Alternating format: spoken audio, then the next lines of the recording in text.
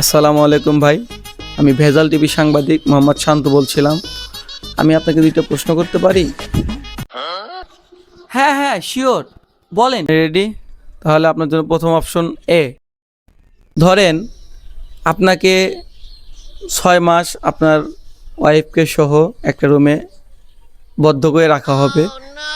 6 মাস যদি আপনি থাকতে পারেন দুজনে একসাথে, তাহলে 6 মাস পর আপনাকে 10 লক্ষ টাকা পুরস্কৃত করা হবে।